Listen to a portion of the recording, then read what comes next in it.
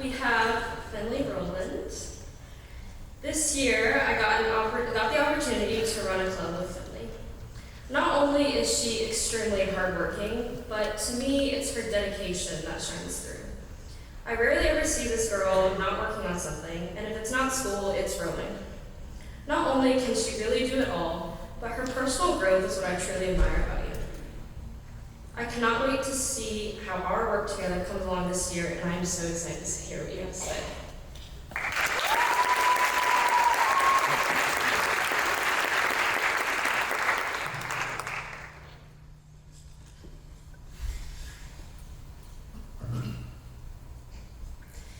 I can assume that almost everyone here has had a moment in their lives where they felt like things could not possibly get worse.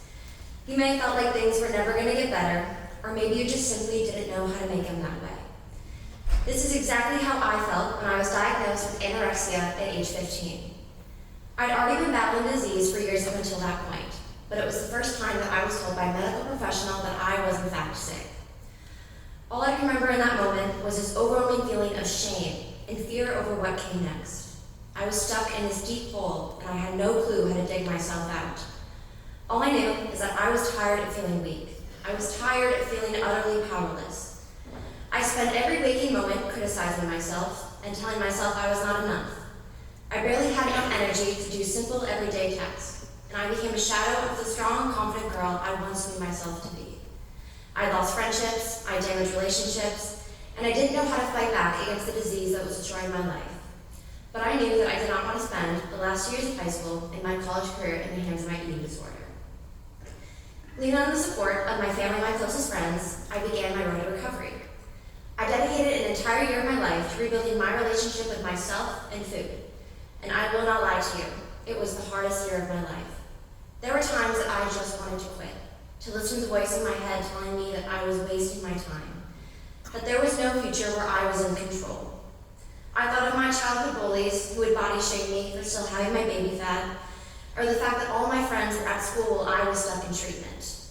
Nevertheless, I trusted the process.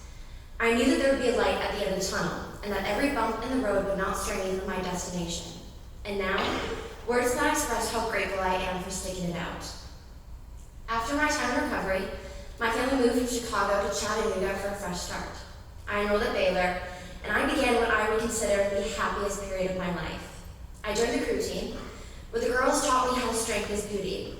It provided me with a home where I would be supported and accepted no matter the circumstances. And every day, I show up grateful to row and be inspired by my teammates and coaches to keep getting a better version of myself. I'm a crier, guys.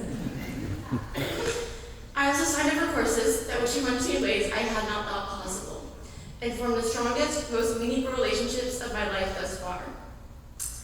I was finally able to open and invest myself in my friendships because I was fully invested in myself. Oh my gosh, this is so embarrassing. I was at a point where I loved who I was enough to love others in the way that they deserved. And I even had someone I could call my best friend. And I know that she will stick through my side like anything. My friends have taught me the value of taking care of myself to take care of them. And I have no doubt that our friendship will last far beyond our time at Baylor. 3 years ago, I would not have thought all this was possible for me. I didn't think that I deserved it.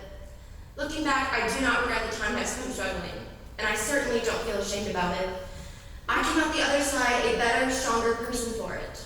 So there are going to be lows in your life, but I want each of you to remind you that there is always something better coming.